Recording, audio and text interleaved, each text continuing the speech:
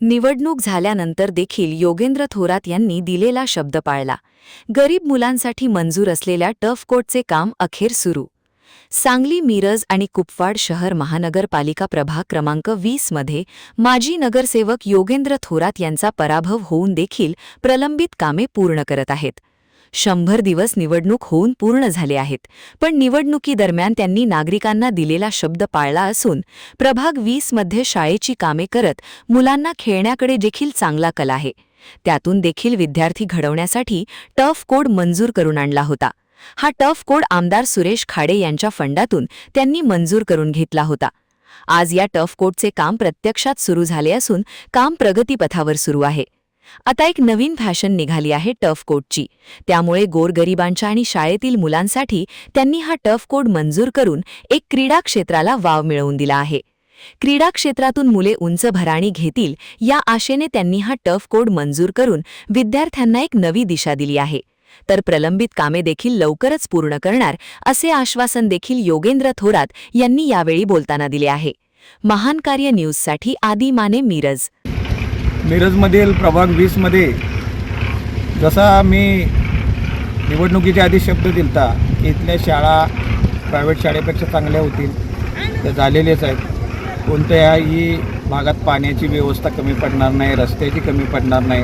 आणि आज तुम्ही पाहत आहेत की निकाल लागून 100 दिवस होऊन गेले. आपली कामं चालूच आहेत.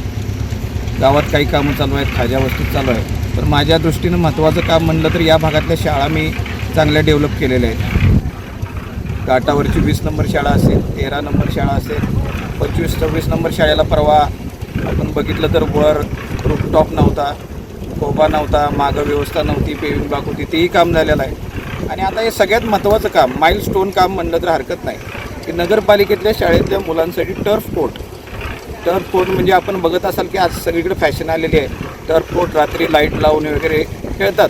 तर अशीच आपली गोरगरिबांची पण मुलं खेळावीत, यासाठी हे टर्फ कोर्ट मी 6 महिन्यापूर्वी खाडेसाहेबांच्या निधीतून मंजूर करून घेतला होता. आणि आज त्याचं काम बऱ्यापैकी फायनलला येते. तसंच जिल्ह्याचे पालकमंत्री माननीय चंद्रकांतदादा पाटील यांच्याकडून पण आपण स्विमिंग टँकचं एक नियोजन केलेलं आहे. खूप चांगल्या प्रकारे तोही लवकर उभारेल. तर हे नगरपालिकेच्या शाळेतल्या मुलांना टर्फ कोर्ट असतील, स्विमिंग टँक असतील, सायकल असतील, चांगले युनिफॉर्म असतील, हे देण्याचा पूर्ण प्रयत्न मी केला. दुर्दैवानं इलेक्शनला आपला पराभव झाला, तरी मी माझं कोणतंही काम थांबवलेलं नाही आहे. हे सगळी कामं चालूच आहेत. मात्र शाळामध्ये मलाच प्रवेश नसतो. मुख्याध्यापकांना धमक्या दिल्या जातात की थोरातला शाळेत घ्यायचं नाही. पण हे भारत हा देश संविधानानं चालतो. इथं कोणीही कुठलाही प्रवेश करू शकतो. आम्ही काय बाहेरच्या देशातनं आलेलं नाही. आणि मी शाळेत का जायचं नाही? तर आज तुम्ही पाहू शकता की यांच्या स्वतःच्या प्रायव्हेट शाळा आहेत आणि त्या खूप चांगल्या पद्धतीने चालावं म्हणून हे सगळं चालू असतं. तर मला नक्की माहीत आहे की प्रशासन आणि नागरिक हे सगळं मोडून काढतील आणि आपण जास्तीत जास्त प्रयत्न करू की नगरपालिकेच्या शाळेतल्या मुलांना जास्त फॅसिलिटी मिळतील. माननीय महापौर धीरज सूर्यवंशी असतील आणि सगळेच पदाधिकारी असतील, यासाठी प्रयत्नशील आहेत. आणि पुढच्या भविष्यात 1-2 वर्षात नगरपालिकेच्या जशा मी माझ्या प्रभागात शाळा केलेल्या आहेत तशा सगळ्या महापालिका क्षेत्रात झाल्याशिवाय राहणार नाही.